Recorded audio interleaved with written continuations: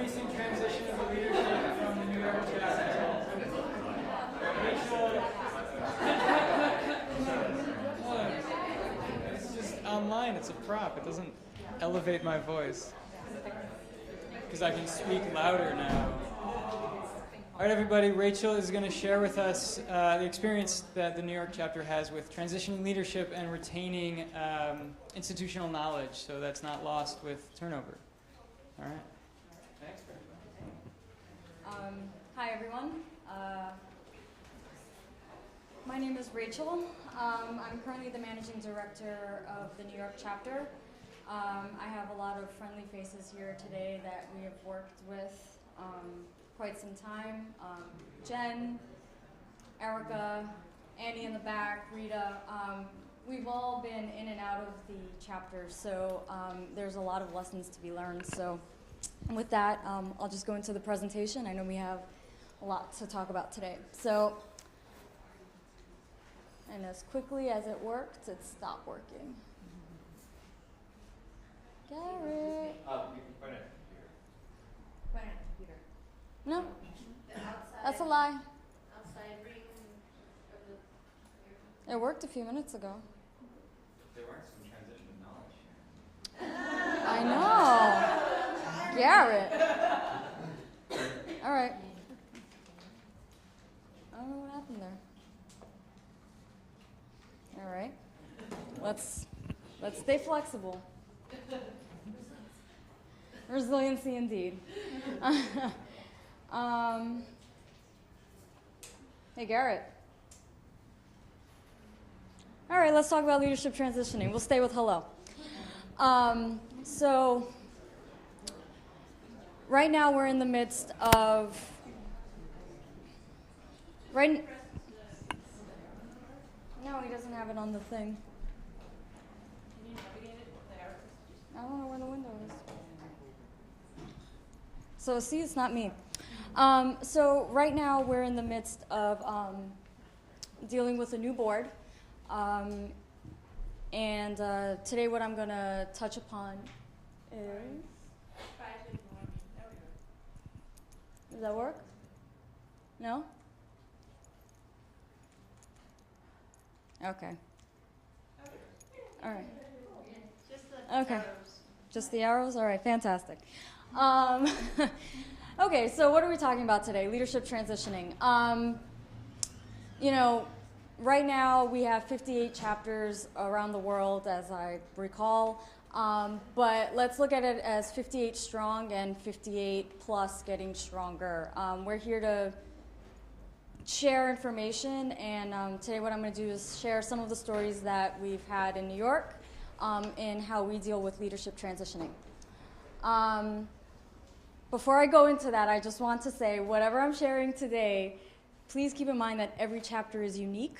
Every chapter will should and modify as needed based on their local context, just as we design as per local context. So please just keep that in mind when we're going through this presentation. This stuff has worked in New York. It may not necessarily work with wherever you're at. So clearly we have HQ in San Fran here today, but in New York we also have a chapter, as well as now we have a regional office. So that may be unique to our particular area. I don't think there are too many other cities that have that same situation. So let's talk about New York. It's been 10 years. Our chapter was started in 2003. We have 1,600 volunteers plus and growing. We have really, really amazing volunteers who want to be involved all the time, and it's really fantastic. We've completed over 40 projects, and we're still moving and shaking. And we've had a lot of directors that have come and gone, and who have been fantastic in establishing the organization, as well as passing the baton on from director to director. That was for you, Jen. And we've been around the block. You know, we have dealt with every kind of issue you can think of, and to Bryn's point previously, somehow you start to become an expert when you deal with a lot of problems. So, you know, we've dealt with political red tape and, you know, burnt out directors, forgetting to breathe. How do you remember to breathe and instill that with your volunteer base as well as your directors? Accountability. We've gone through successes and failures. And of course, trying to keep that momentum when transitioning over leadership, which is a really important thing to try and maintain. So we're in the middle of our strategic planning right now, and something that has come up is what our goal is. And our goal right now, in terms of how we operate, is the NYC board strives to create a sustainable management process and to foster an AFHNY family where volunteers continue to stay involved and support one another, even if they're not directly working on projects. This is not our mission or our vision. This happens to be our goal with how we operate, and that's what we're trying to keep in mind right now as we go through our strategic plan. That being said, how I'm going to walk you through leadership transitioning is through lessons learned. So, you'll see how that pans itself out. So I'm going to touch on 4 things. Number 1, it takes all kinds. Okay, there's a lot of us. Diversity is a beautiful thing, and that's something that I strongly believe in. Process is key. When you're trying to get something like this off the ground and you have a large group, you want to be able to instill some organization with how you operate, and that's really important to our chapter. Empower your team with tools. That's the key when transferring over information from one group of directors to the next. How do you, that's going to keep your momentum going.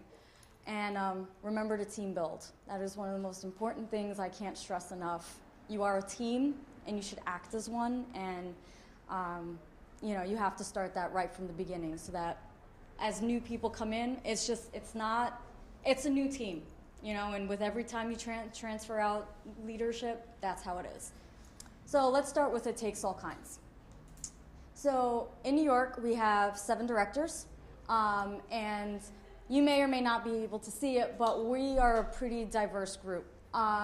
We have interior designers, architects, journalists, those with nonprofit experience, those with for-profit experience, those with marketing and entrepreneurial management experience. I have a strategy background in general. We have those that work on social media, land conservation and preservation, and international nonprofit.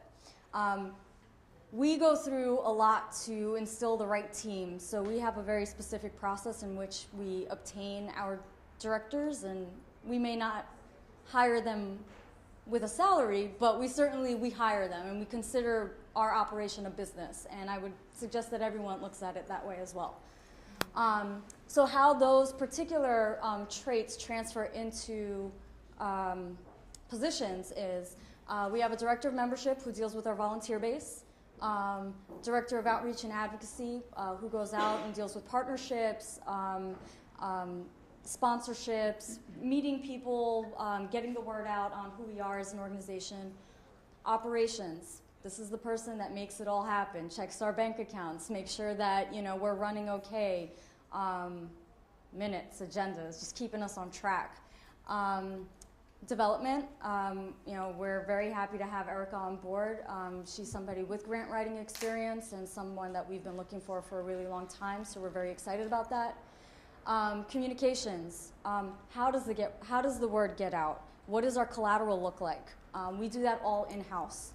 And then I'm the managing director. I'm sort of the thread that loops it together. And then we have a director of projects, of course, that manages all the projects and the PCs that take care of those projects. So this looks like a bit of a mess.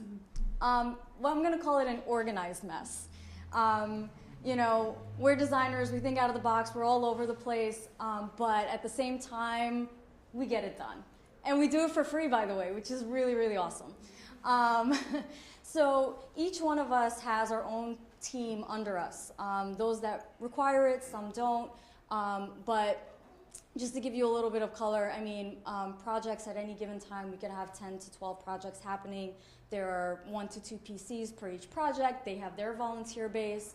We have membership coordinators. We hope to get Erica a development team in the coming months. So this is not just, you know, strictly the 7 of us and our volunteers. We have 7 and then a pyramid underneath it. So, and then, as I said before, I'm sort of the thread between our group in New York, and I'm also the one that stays in contact with HQ and the New York office, and I feed that information back to the group. So, process is key. So how we make this happen is we have a director term of 2.25 years. Why? Because if it's 2 years and we have someone start tomorrow, then there's no transitional process. So now what we're asking everyone to come and do is stay on for 2.25 years. And what happens is, the way the process starts is our year starts in September. So in July, we put posts up on our website. We start to review resumes. Those resumes are reviewed by our director of membership. She starts to weed them out. And then we have interviews in August. Our board votes. And then our terms begin in September. From that point on, we have our director orientation and our first board meeting. Now, that includes both boards. This starts the beginning of our transition process. That doesn't work anymore. I'll touch on that in a second. So we were talking with Chicago earlier about having half on, half off in terms of leadership transition. In terms of half the directors come on, let's say in 2012, and then they transition out the other half in 2013. We've had a mishap in the last transitional period where we have 1 person or 2 persons that will be going out next year, and we have 5 that will be on for the next 2 years. So we're trying to figure out what's the best way to deal with that. You know, stay flexible, you know, we'll figure it out. We always do. So the purpose of the 0.25, those 3 months, those 3 months are really, really critical. It's an elongated director timeline with an overlap for a smoother transition. So the purpose of that timing is to have, for instance, Jen and myself.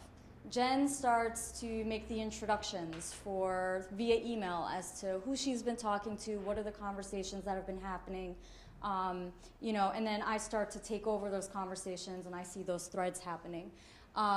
We begin the one-on-one managing director and new director conversations. So what Jen started prior to leaving, which I thought was a great idea, was the MD will meet with each director on a one-on-one, and you just kind of talk about your goals and what is it that they're looking to achieve within their term.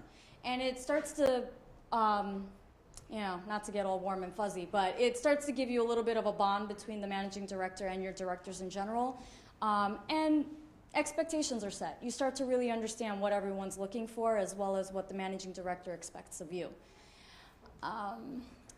And then, so if from September to December, old directors are transitioning out and the new are transitioning in, what we expect to happen is by January 2014, which is upcoming, new directors settle in and they hit the ground running. And that is the purpose. That's sort of the timeline that we're looking at right now. So I've given you sort of an overview on timing, so now I'm going to take you through what we do within that orientation period, just to give you an idea of what really transpires in those 3 months. So it's really important to empower your team with tools. You know, over the years, we've put together an extensive toolkit that includes a whole bunch of stuff. And with each new director and each new team member, we bring in something new. And that's something you always have to remember. There's always a million different things that you can bring to the table that can just solidify a fantastic team and bring them together. So just to give you an idea, we have our director orientation. That's about a day long. We start early in the morning. It's about 3-4 hours until they get really hungry and cranky. We take a lunch break. We sit down maybe for another hour or so, and then we do a little bonding over drinks, over food, whatever. It's the way to kind of, this isn't just a business transaction that you're working for free. You have to like the people that you work with, and you want to like the people you work with, and that's really, really important when solidifying your team. We have our strategic planning sessions that we're currently in the process of having. We're about to start session number 4. Hi guys, session number 4, 2 weeks. That's been a really interesting process for us as well. With this incoming board, there's, and especially with HQ strategic plan coming out, what we've done is decided to take a cue on that and to really solidify what it is we want to do in the next 5 years or so. HQ has done it for an international level. We're now doing it for a New York level. This is the time where you have the opportunity to not only filter in the information to your new directors, but your new directors also have the time to bring in the fresh ideas that they currently have to the table, and that's really, really important. We have the team charter, which I'm not sure I think New York is the only one who does that right now. A team charter is the contract between your team and your team, essentially, all the team members. And the idea is it's a document which you outline what your expectations are. Some people are morning people, some people are night people. You don't want to be called after 6 p.m., we won't call you after 6 p.m. We do this stuff for free. We have our regular day jobs, and it's really important to maintain sensitivity to people's times, as well as their pet peeves. You want to have a positive rapport with your teammates. So team charter is really important, and I think it's a very effective tool, which we would be happy to share with everyone else. Let's see. One-on-one sessions, the director binder, team building. We'll get to that in a minute. So the director orientation in the toolkit. So I touched upon the fact that we have this orientation. At the orientation, every new member gets a handy dandy binder. It's old school, but it totally, totally works. Within this binder, it has everything that a new director needs to know. Just to give you an idea of what we're talking about here, number 1 is your director agreement. That should be the first thing that's in there. You've signed an agreement, and that's the first thing that you get a copy of, as well as we have a copy for our records. Director goals. In the first session, we ask everyone to solidify 3 goals that they would like to achieve in the short term. We ask that everyone be realistic, because there's nothing worse than a crushed dream. So I think we've had a number of directors that just broke down when they didn't achieve their 3 goals. So set 3 goals, things that are manageable, things that you can handle, and then at the end of the year, we'll actually review them and see how everyone did. The team charter, again, the contract between all the groups together. The director toolkit and checklist. That is one of the biggest chunks that's in the binder. The director toolkit outlines everything that we do as an operation. It has each director position. What are their checklists? What is it that they have to do on a daily basis? Each director, prior to transitioning over, they will make sure that the checklist is current. And just to give an idea, I'll quickly. So director of projects, for instance. They're meant to seek out project opportunities, help and guide project creation, form project teams, and project reporting, for instance. That's a few of the bullets. And it's literally set up like a checklist with sub-bullets, and that's meant as their guide and sort of their measure of success. This is what you do all the time. And if that changes, if your role happens to morph, which can happen, it happens a lot, then you have the opportunity, prior to transitioning your role over to someone else, you have the opportunity to modify that checklist for the next person. And you explain to them why things may have shifted or changed or what have you. Our organizational structure, how we operate.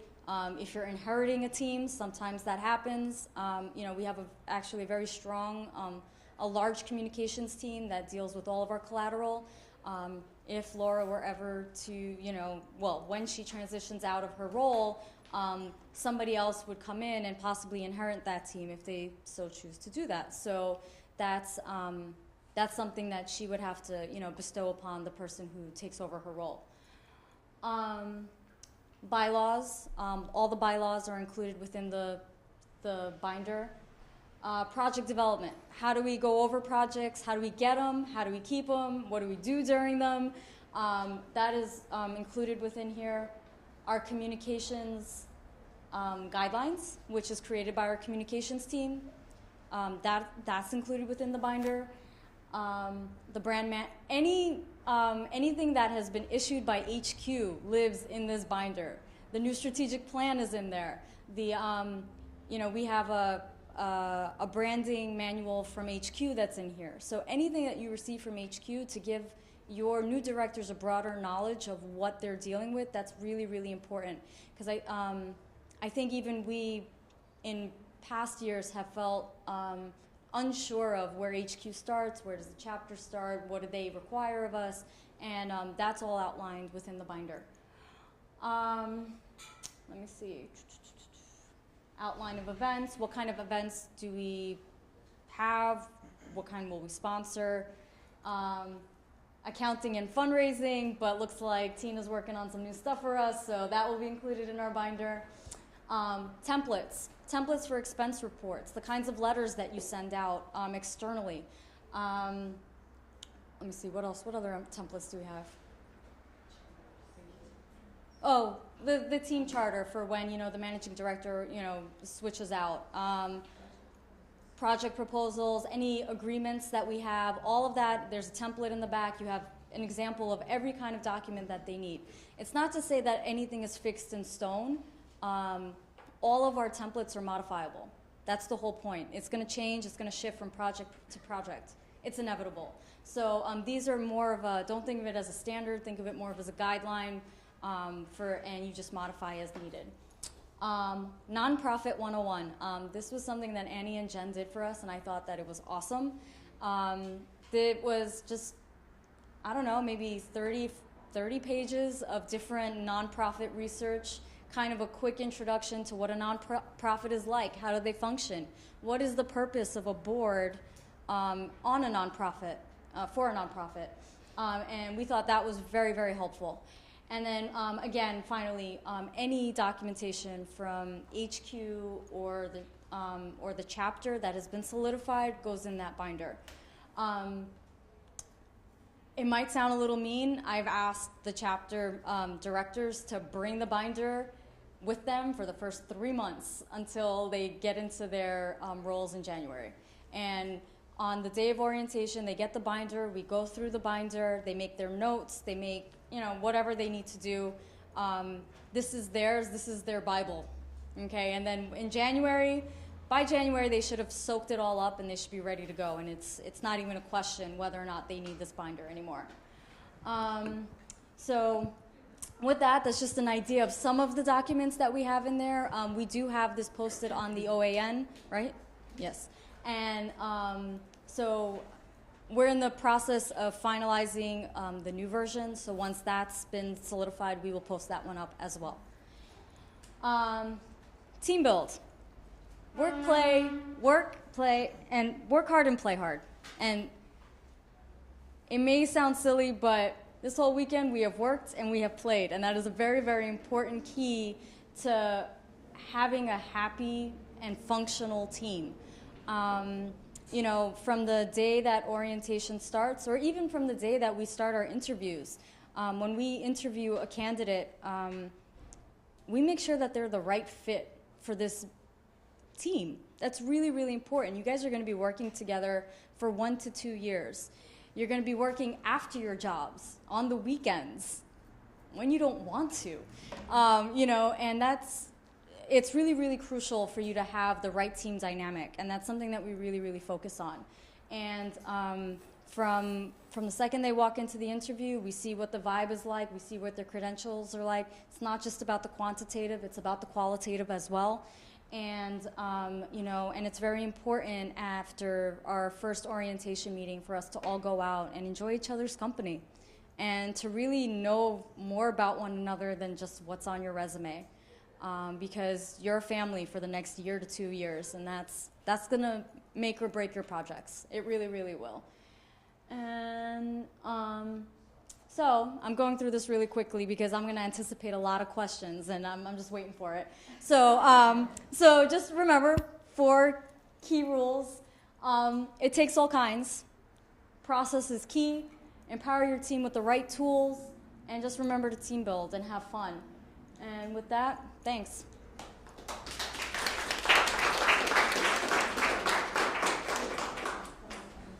Questions? If not, then that worked out really, really well.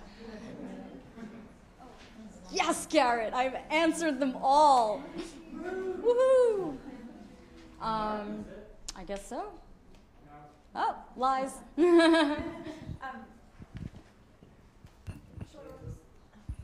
Are you able to anticipate the amount of hours you expect of each of your directors, more or less, and how do you set them up for a realistic expectation for that? Of our volunteers, we ask about 5 hours, and of our directors, 10 hours per week. I don't know. Right now, we're in the middle of tracking our hours. We've been using Timekeeper. It's an app, and we've been asking everyone for the month to kind of test whether or not we're good at tracking our time on this. I have not been good at tracking my time on this. I'm going to be sorry. You have to get into the habit of doing that. The directors certainly spend more than 10 hours a week. I see it all the time. There's just so much to be done. But at the very minimum, we ask for 10. Mm-hmm. And how often are your director meetings? We have a board meeting once a month. We've gotten it down to 2.5 hours, my friend. Oh my God, it used to be like 3 hours, 4 hours. It's like really, really rough. And the new board members are kind of like, this is really, really long. And we're like, no, you have no idea what long is. But what we've started to do is we always have an agenda. And what we've started to do is actually add more information into the agenda, more bullets in, so that by the time you have your meeting, you just kind of glaze over everything and everyone already knows the deal. So that's helped minimize our timing a great deal. So it's been really good. What we've also done is to keep everyone on track, we actually use Basecamp, which is a project management software. We've invested the money. I think we're spending about $20 a month. $20 a month, and it's for unlimited users. You have 10 projects, and you divide everything up by project, and basically you have a thread. You can post project files on there.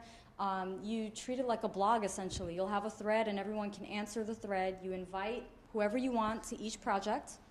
And there's an article about it in the last quarterly. There was. I believe, who wrote that? I did. So, highly effective tool. And I think it helps those who are coming on board to just see everything that's happened before. We have hundreds and hundreds of threads. It's our library. It has every conversation we've ever had. We actually open up a project group for every project that we open. And we also give a project to each team so that they can continue to have those threads and those conversations on Basecamp as well, because what that allows us as directors to do is see what conversations are being had. And as opposed to us chasing them for information on our off hours, which are after our regular jobs and our AFH time, we can go through the threads and really check, where's this project at this week, or how are they doing? And you can, at the same time, the directors have access to every project. And if I have a question, I can just go onto a project group, say, hey guys, how are we doing this week? And I'll get an answer from one of them. I mean, it's bound to happen.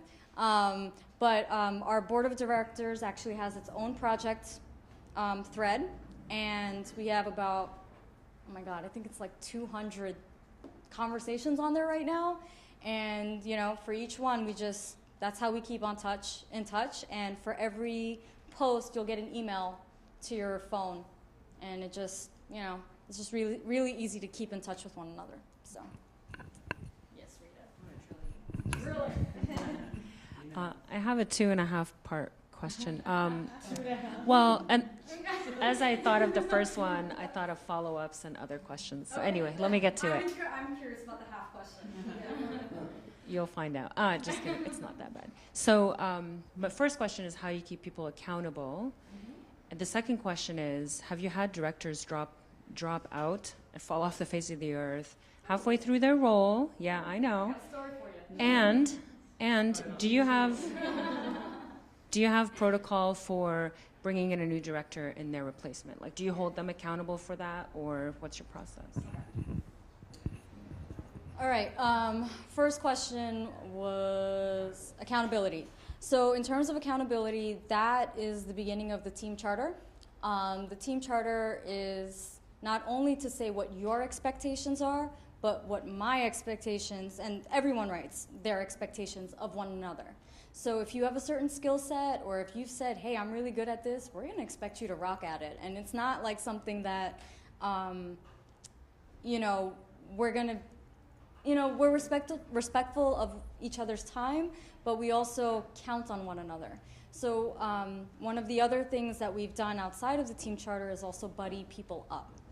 So team projects. So we have a group of 7. So what we ask is that there's a lot of overlap between, you know, and you saw it when you were on the board.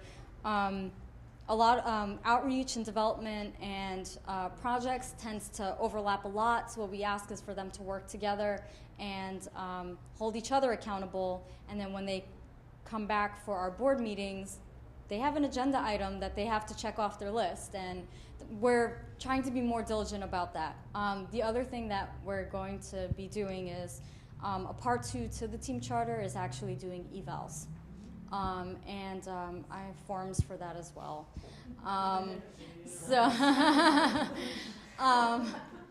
This is the business hat talking now. Evals are really important, but the whole point about, the important thing to stress about an eval is not the fact that you're doing something wrong. It's also to stress the things that you're doing right, and that's really, really important as well. You know, something that I learned when I was in grad school was you have 3 positive things that you say about a person, and then you have 3 stretch steps and things that you can work on. And that's, and you know, you don't want to say, hey, you suck at something. That's not the purpose of having feedback. It's to make yourself better. And the way that I'm hoping to do evals in the future is it's basically a round table, 3 good things, 3 bad things about each person, and it's just really recorded. It's not meant to be a serious evaluation system or a bashing of sorts. It's really to keep everyone on track and to know that you really need to be held accountable for your actions. Part 2 was? When a board director disappears. Oh, yeah, my favorite. What do? You replace them? We've had a couple of instances with, I'm going to call them rogue directors. We'll call them rogue directors. We've had some that have fallen off the face of the earth. Each instance has been different. And we've had a...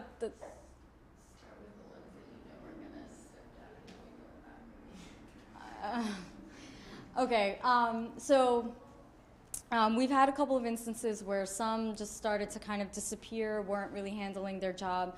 You know, it's a difficult decision to make, and you have to make it for the greater good of the organization.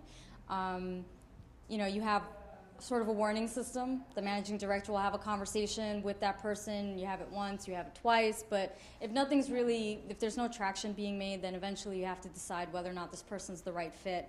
And if they're not playing well or working well with others, then maybe they don't need to be on your team. And I think a lot of the times what I've seen being on this board for the last couple of years,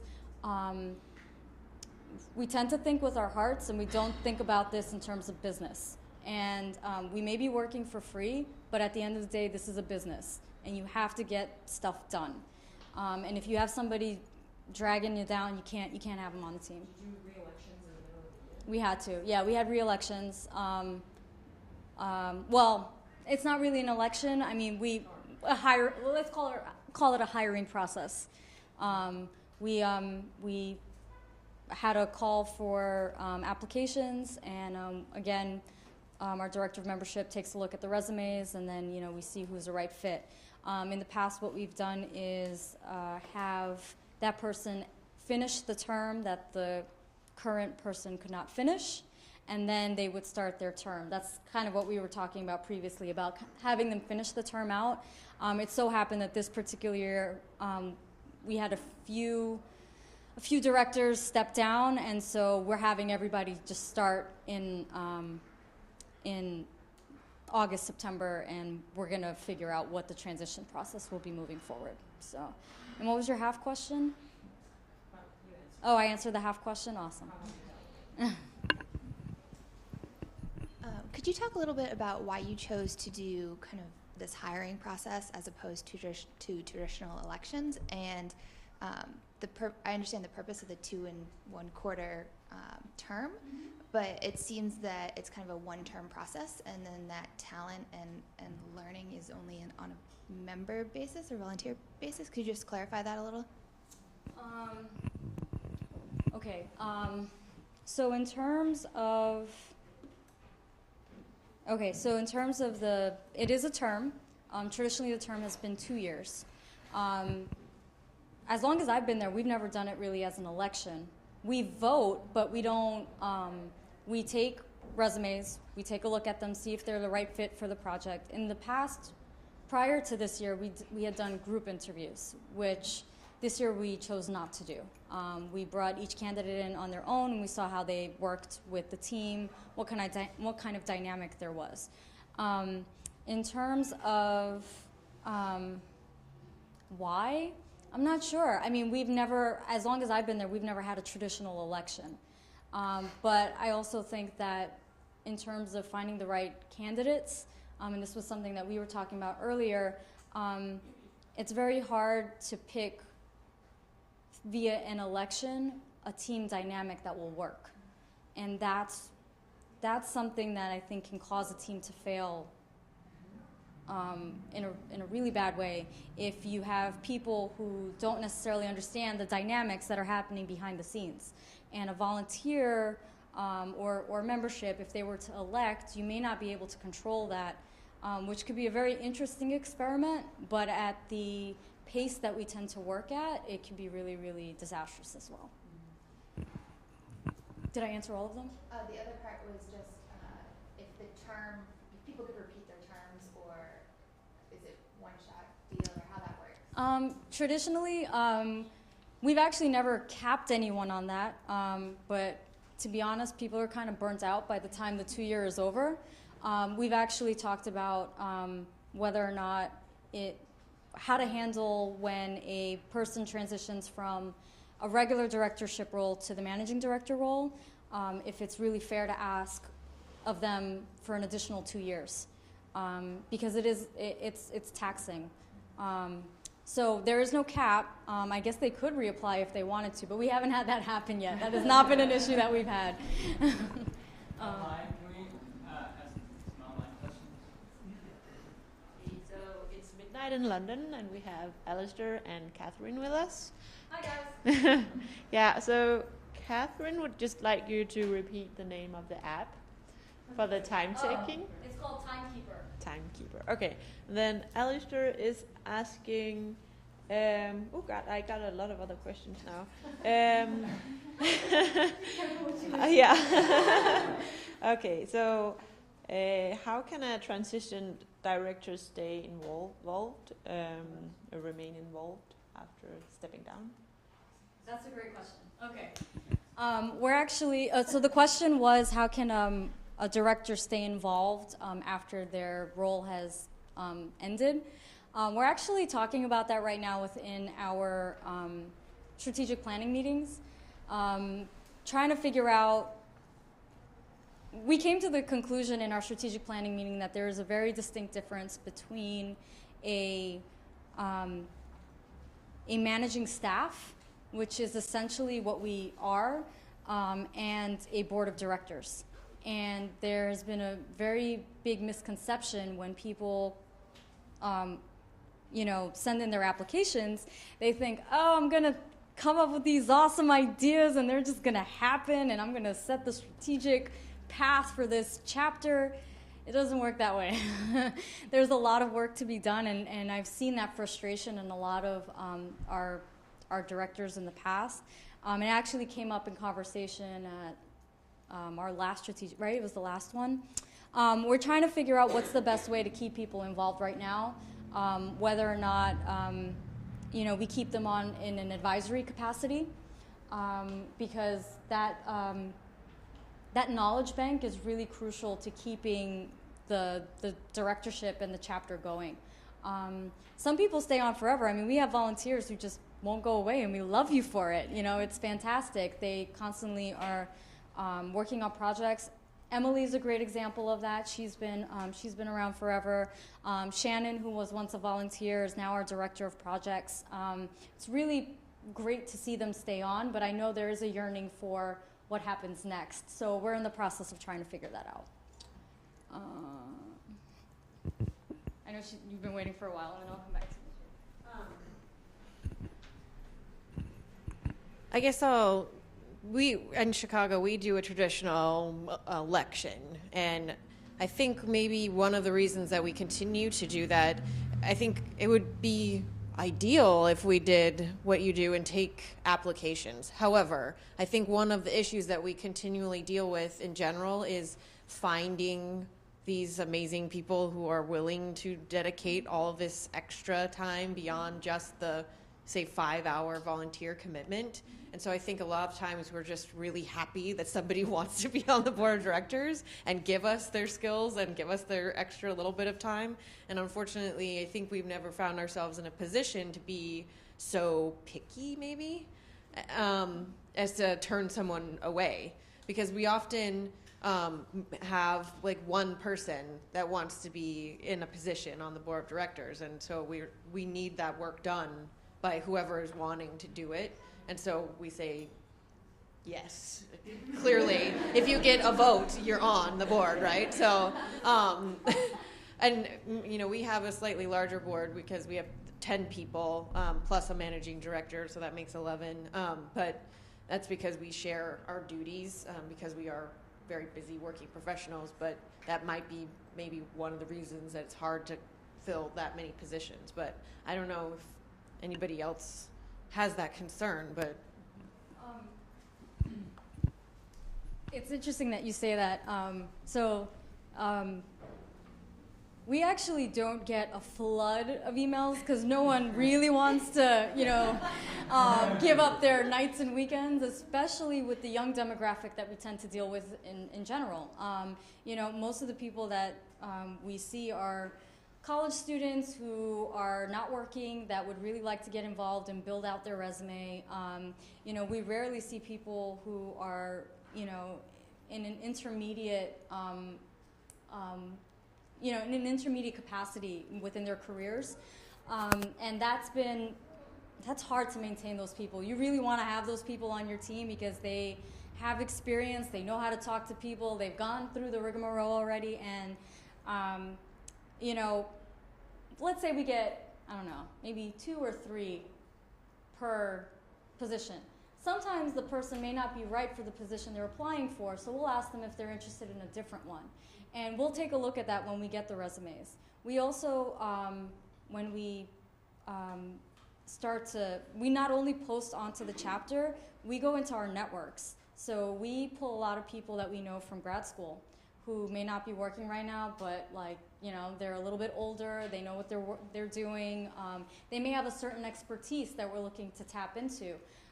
In New York, we're very lucky in the fact that there are so many colleges and there's so many universities that we could pull from. And just through word of mouth, you can find some really fantastic people to join your team. man, I've pulled a bunch of people onto this board. Laura and I worked together, at the beginning of our careers, I don't know, like 6 years ago, and when we needed a communications person, I called her up and I said, hey, you do communications for architecture, you want to come do it for free after work?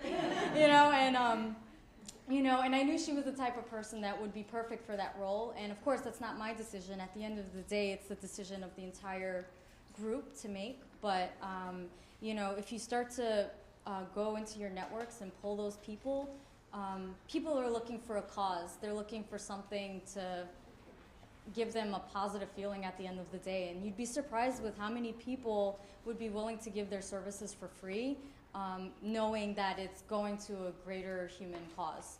So I would highly suggest going to the colleges and the universities and just going through your networks and seeing, it doesn't have to be the 10 hours. They'll fall in love with it, I'm telling you. Tell them they just need to do it for 3 hours and they'll totally be there. You actually answered most of my questions, but I was mostly just clarifying. So what we're kind of looking at right now is we figured it made sense to hire or bring on new directors from our project coordinators, our project managers, people that already have experience with working in the chapter and understand kind of how things are working. We're slowly easing them into it. It's who's demonstrating a certain amount of ownership of the chapter projects and stuff. So I was just kind of curious about. I think it's a great idea to kind of go outside of the project coordinators. But what percentage do you hire in the directors from your project coordinators versus outside? Mm-hmm. And then just a clarification: you guys switch out all 7 every two? No. This is the first time that we're going to be dealing with this issue. So okay. It's, And then the managing director is hired from the directors. That's how sometimes, we also looked into people who had been ingrained in the chapter for a really long time. Just to be clear, we always look in our pool first to see who's been doing fantastic work, who really deserves to move up the ranks. We have really fantastic volunteers who've been so dedicated, and we've seen them grow within the organization from a volunteer to a PC. And if they're great for a certain position, we will encourage them to apply. So that's really, we absolutely do that all the time. I think it's when there's a certain specialty that we're looking for that we may not have the resources for, that we start looking outside of our network. But I would say most of us have moved up the ranks in one way or another. So it sounds like your managing directorship, your kind of working board, if you will, is primarily younger and potentially less experienced than more of a traditional nonprofit senior leadership board type. And so do you find that you're able to engage that senior leadership type for wisdom, expertise, being able to open doors or whatnot in your project coordinator positions, or where or do you tap into that type of community? So we leverage our partnerships. Partnerships are key in that respect. We actually, Matt connected somebody who was a chapter member, a founding chapter member in the beginning, and to our director of membership saying, hey, we need some volunteers. We were like, okay, well, this could be really great for us. We checked out their website. We looked at what they were about. They were an older demographic that we felt would be very good for us to learn from and to partner up with. And, that's what our director of outreach is for, to kind of find those partnerships that can help us also get the mentorship and the mentorship and that experience that we're looking for. We also are very lucky to work with Yutaka, who I don't think he's here, but Yutaka is an advisor for us, and he is always invited and welcome at our board meetings. Yutaka is a board member of the organization, and he's also very community builder and board member now for the whole organization, and he's been really involved in the chapter the entire time. And he's actually the board is now starting to kind of assign tasks. The board of the organization is starting to assign tasks to one another and its members, and Yutaka is actually going to, I think, become the kind of operations, which means kind of advisor and advocate for the chapters. So yeah. You covered that one. He's great. He's awesome. Really cool. But yeah, that's how we tap into that. In that respect, we do leverage partnerships, but we also have a really, I'm very, very excited about our board this year. I mean, it's a really, really strong board. Just a group of brilliant people that like can really hold their own, and that's been really exciting to have. And so, you know, we'll see what happens next. So. All right. Is that good? Yeah. Awesome.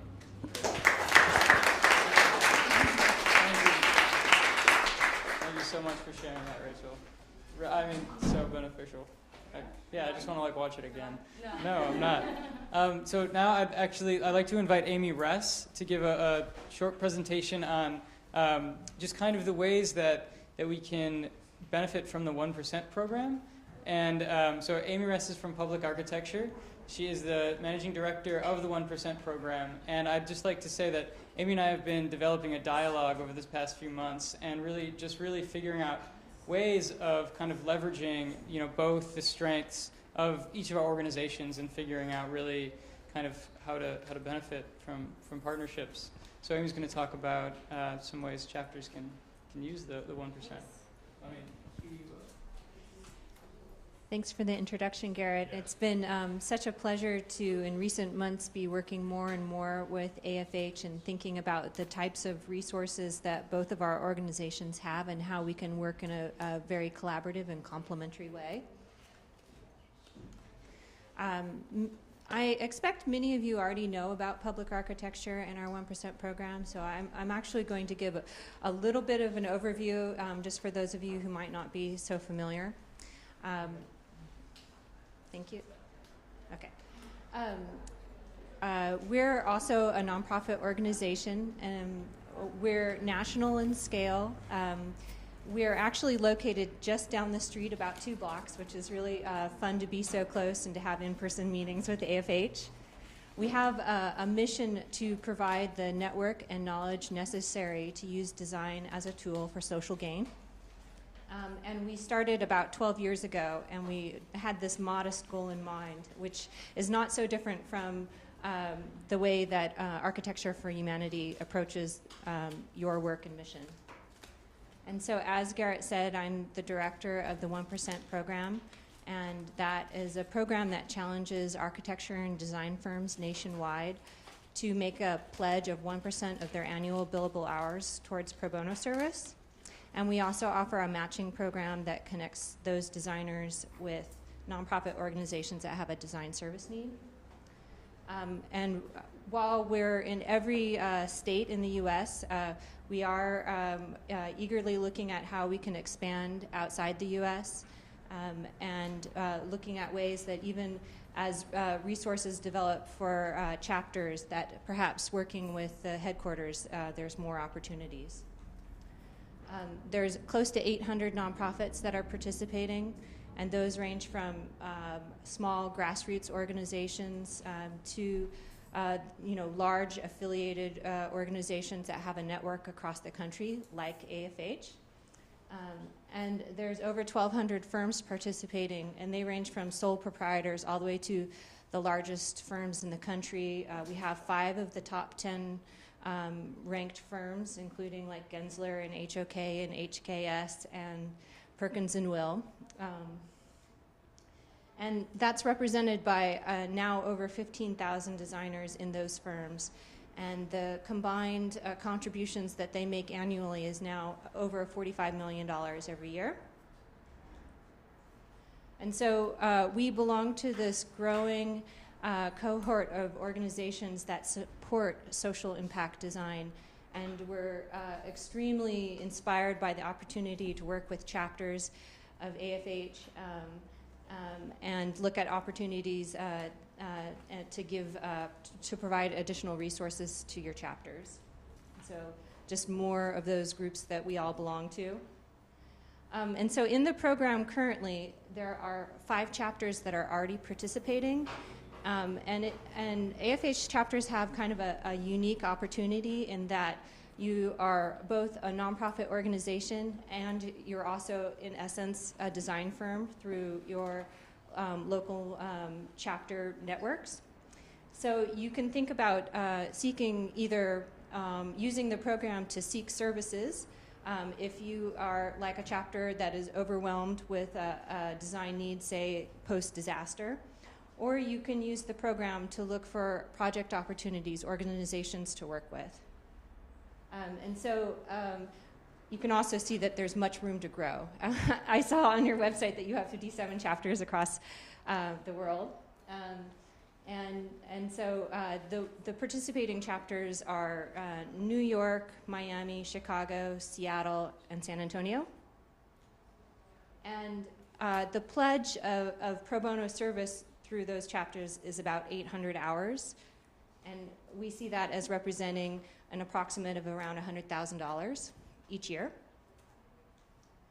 And actually, this is already out of date. I found an additional project. there's 9 projects that we have recorded through our program, and they're in different phases from completed to in progress. And so the first example of a project I'd like to share is called, it's an organization called Miracle House.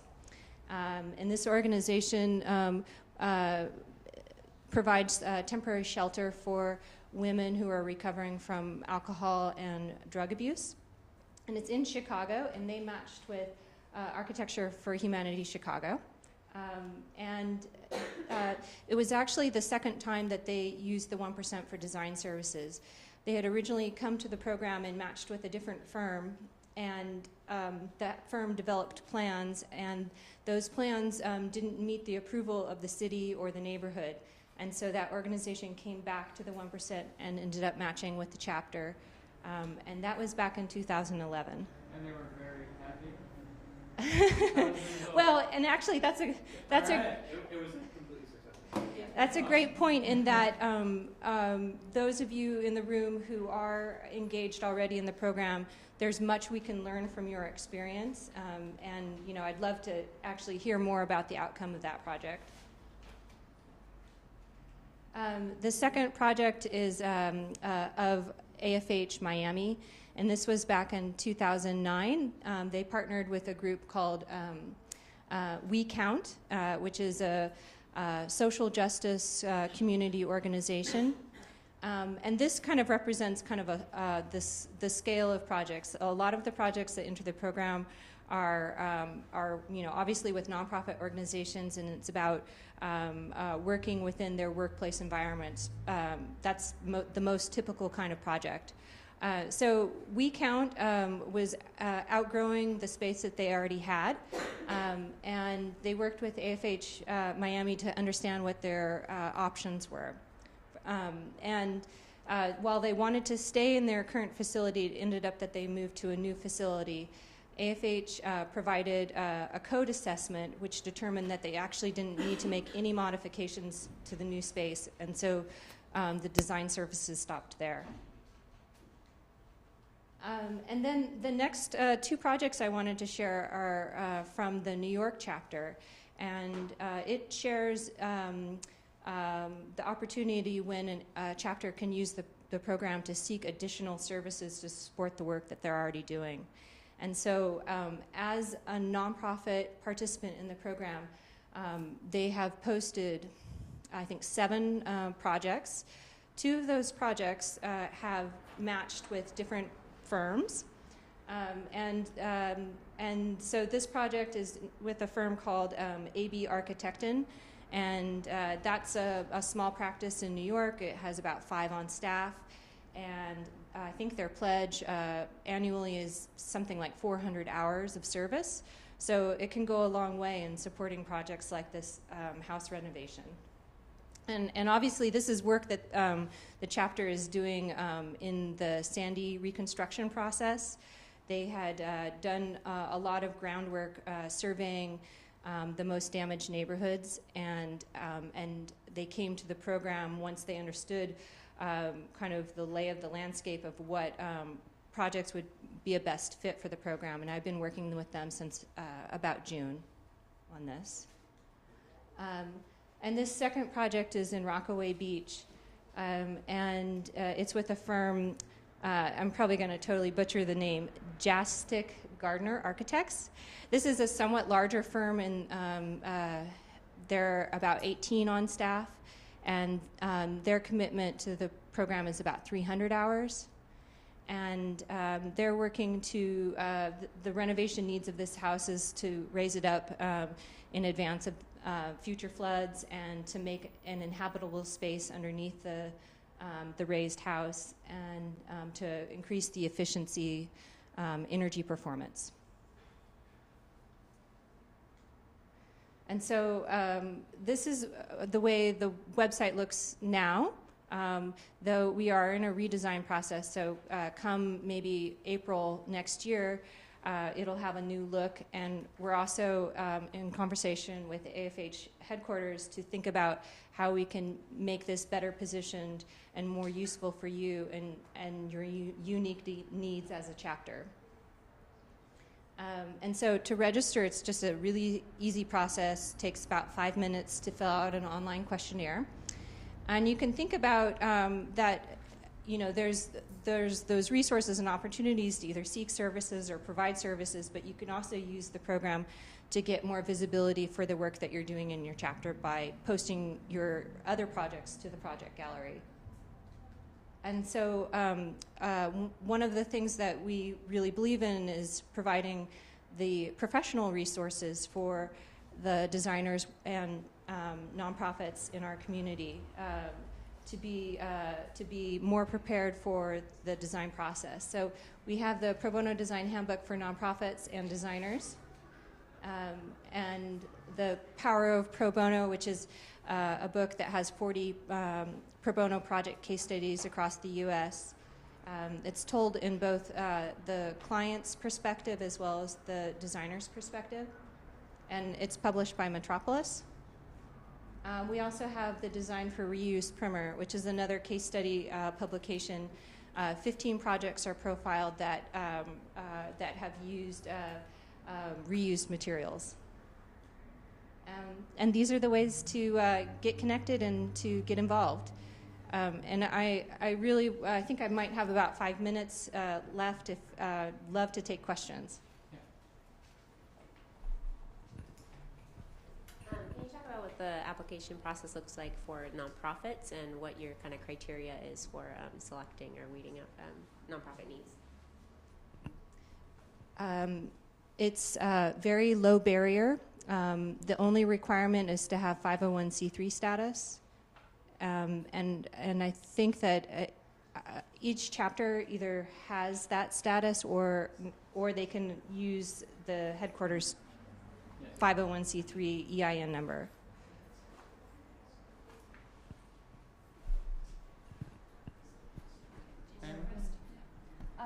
I just wanted to, this is more kind of a feedback loop that I'm in Seattle, and Architecture for Humanity Seattle chapter, as well as the Architects Without Borders chapter, Seattle chapter, has tried to create a deeper relationship with the 1% community in Seattle, and have found it to be both helpful and challenging. And the challenges are that often firms want to select their own projects that they've self-identified, and that ultimately, for rightful reasons, will kind of ultimately contribute to their bottom line down the line, right? That it's within their own particular architect's community or something. It's more of a self-generated project. So we have found constraints often in projects that we've identified or that the community has identified and come to one of our organizations to say, hey, we'd really love to have this help, and that the 1% network hasn't always been the most opportune place to find that support. So it's a little bit of a feedback loop and a little bit of kind of a cautionary note to just say, remember that often that within this 1% network, they are still also looking out for their bottom line, and it's completely understandable. But that means that it's not necessarily kind of a gold mine of suddenly a lot of pro bono hours that can be committed, dedicated, and assured. That instead, often you're going to need to take a lot of time, kind of like you are with other foundations, to build a long-term relationship with developing their interest and aligning them with yours, or vice versa. So. Thank you. That was really great to hear, and I think there's so much to be said of just being more engaged in the community and building those relationships, like you said, and understanding where mission alignment exists, like, and if there's an opportunity to co-identify projects, if in advance of maybe coming to them with a project, if perhaps you could generate ideas together, that could be a great way to go. So a lot of the conversations that we've been having are kind of really to identify if, Architecture for Humanity, if a chapter brings on an architect of record, what really is that role, kind of moving forward for the chapter? And how can we define that and set it, kind of at the onset, and then, kind of create understandings and expectations moving forward. So, it's also something that we've been talking about with the Chicago chapter very closely. So, those are very careful considerations that we need to make, because, the value of what we give and kind of how those partnerships align need to be very carefully drawn out, and expectations need to be really managed very well. But it takes a lot of forethought. So that's kind of an ongoing conversation. Yeah, definitely. And things that we've thought about are, what is the role for a chapter leader in working at a firm capacity, and it, is it being almost more like project facilitator? Is it an opportunity for mentoring? I think in Rachel's talk I was hearing it's more difficult to find resources that are at the mid-level or senior level, and this could be a really great learning experience to maybe shadow the design thinking of someone more senior. Just a quick question, but how do the projects get built? Or like, that you only connect the designer, and then, there's an amazing range of projects on the website, so kind of where did the funding for the building come from? That is like so varied. I know that many of the firms participating have a vetting criteria that they look for.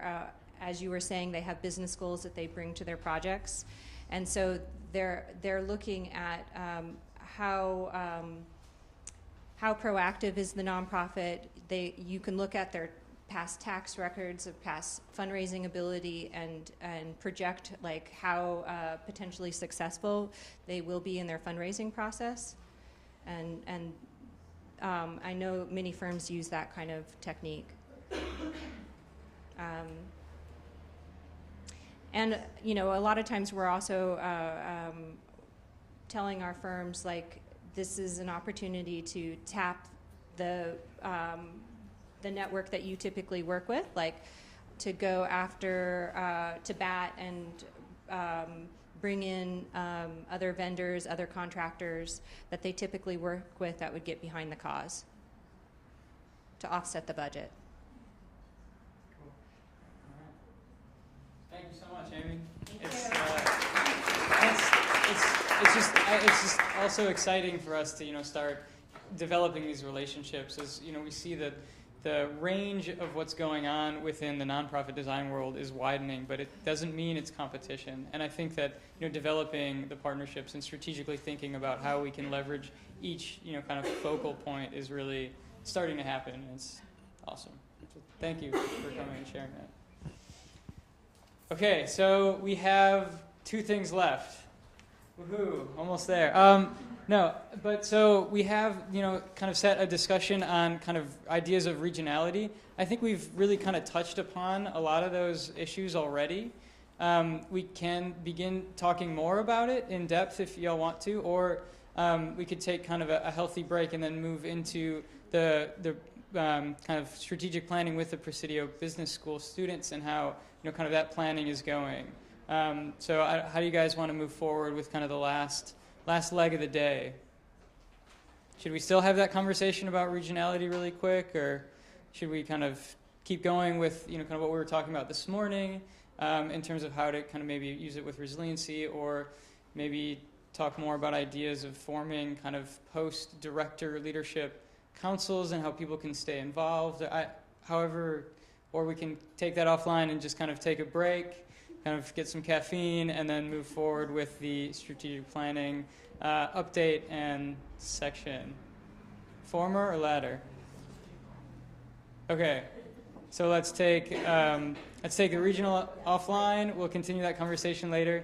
Take a good 15-minute break, and then we'll reconvene for the final excellent session. I'm excited. It's been amazing working with these folks. I can't wait for you to meet them.